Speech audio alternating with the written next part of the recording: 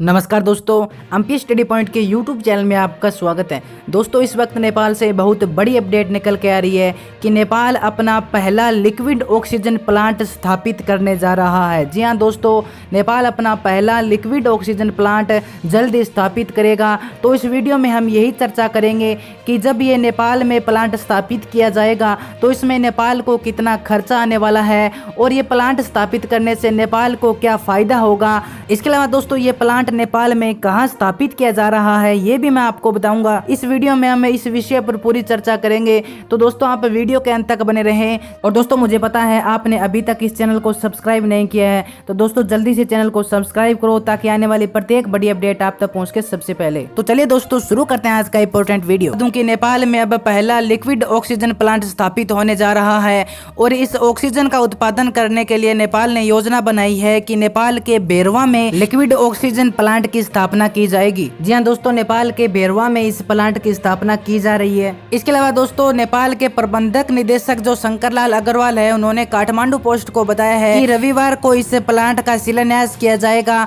और जो liquid oxygen plant स्थापित किया जाएगा ये नेपाल का पहला ऑक्सीजन प्लांट होगा। और दोस्तों, अब तक नेपाल भारत की कंपनियों से ऑक्सीजन का आयात कर रहा है और वर्तमान में Sukraj Tropical and Infectious Disease Hospital और नेशनल ड्रामा सेंटर सहित आधा दर्जन अस्पतालों में इसकी आपूर्ति की जा रही है। और दोस्तों, जब भारत में कोविड-19 की दूसरी लहर आई थी तब भारत में भी ऑक्सीजन का संकट गहरा गया था और इस परिस्थिति को देखते हुए भारत ने ऑक्सीजन के निर्यात पर रोक लगा दिया और इससे दोस्तों नेपाल के हॉस्पिटलों में ऑक्सीजन की पूरी तरह से कमी आ गई, जिससे नेपाल को मजबूर होकर बोतलबंद ऑक्सीजन का सहारा लेना पड़ा। और दोस्तों, अब जैसे ही नेपाल में लिक्विड ऑक्सीजन प्लांट की स्थापना की जाएगी तो नेपाल को भारत से ऑक्सीजन का आयात करने की बिल्कुल भी जरूरत नहीं है। और इसके अलावा दोस्तों, अगर हम बात करें कि नेपाल को इस प्लांट की स्थापना करने के लिए कितना खर्चा आएगा, तो दोस्तों मैं आपको बता दूं कि नेपाल में जब ये कारखाना स्थापित किया जाएगा तो इसमें नेपाल को 1 अरब रुपए निवेश करने की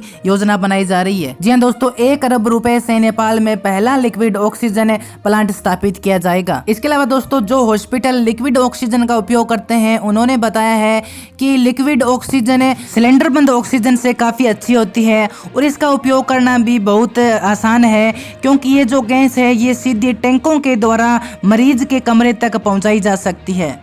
इसके अलावा दोस्तों, नेपाल में स्थापित होने वाला ऑक्सीजन प्लांट की अगर हम क्षमता की बात करें कि इसमें प्रतिदिन कितनी ऑक्सीजन का उत्पादन किया जाएगा, तो दोस्तों मैं आपको बता दूं कि ऐसी योजना बनाई जा रही है कि इस प्लांट के द्वारा प्रतिदिन 60 टन यानी करीब 7000 सिलेंडर गैस का उत्पादन किया जाएगा। इसके अलावा दोस्तों, नेपाल सरकार ने यह भी बताया है कि हमें पूरी उम्मीद है कि 1 साल के भीतर इसका पूरी तरह से निर्माण कर लिया जाएगा और इससे उत्पादन कार्य भी शुरू कर दिया जाएगा। इसके अलावा दोस्तों, कुछ और फायदे की अगर हम बात करेंगे तो दोस्तों, इस संयंत्र की स्थापना होने के बाद नेपाल को किसी भी अन्य देश से ये ऑक्सीजन का आयात नहीं करना पड़ेगा। और जब दूसरे देश से कोई चीज़ का आयात करते हैं तो इससे दोस्तों टैक्स वगैरह और बाकी वो बहुत सारे खर्चा देश को भुगतान करना पड़ता है, तो नेपाल की ये भी बचत होने वाली है। इसके अलावा जैसे ही नेपाल ऑक्सीजन की घरेलू आवश्यकताएं पूरी कर लेगा तो ऑक्सीजन का वो निर्यात भी कर सकता है, दूसरे देशों को बेच भी सकता है, तो इससे भी नेपाल को अच्छी खासी मोटी रकम प्राप्त हो सकती है। इसके अलावा दोस्तों, नेपाल में जो लोग बोतल बंद ऑक्सीजन बेचने का काम करते हैं उन्होंने अपनी राय दी है। उन्होंने कहा है कि नेपाल को इस प्लांट की स्थापना नहीं करनी चाहिए, क्योंकि दोस्तों उन्होंने बताया है कि जरूर इस समय नेपाल में ऑक्सीजन की भारी डिमांड है, लेकिन दोस्तों उनका कहना है कि नेपाल में जल्द ही ये महामारी पूरी तरह से खत्म हो जाएगी और जैसे ही इस कोविड-19 महामारी से नेपाल बाहर निकल जाता है तो नेपाल में ऑक्सीजन की डिमांड भी पूरी तरह से बंद हो जाएगी। तो ये जो निर्णय नेपाल सरकार ने प्लांट स्थापित करने का लिया है तो ये गलत साबित हो सकता है। हालांकि दोस्तों, मेरा ऐसा मानना है कि हर देश का एक ऑक्सीजन प्लांट होना चाहिए, क्योंकि दोस्तों इमरजेंसी में कभी भी ऑक्सीजन की जरूरत पड़ सकती है। इसके अलावा दोस्तों, आपकी क्या राय है आप मुझे कमेंट बॉक्स में जरूर बताएं। और दोस्तों, अगर ये वीडियो आपको पसंद आए तो अपने दोस्तों के पास शेयर करें, चैनल को सब्सक्राइब करें ताकि आने वाली प्रत्येक अपडेट आप तक पहुंच के सबसे पहले।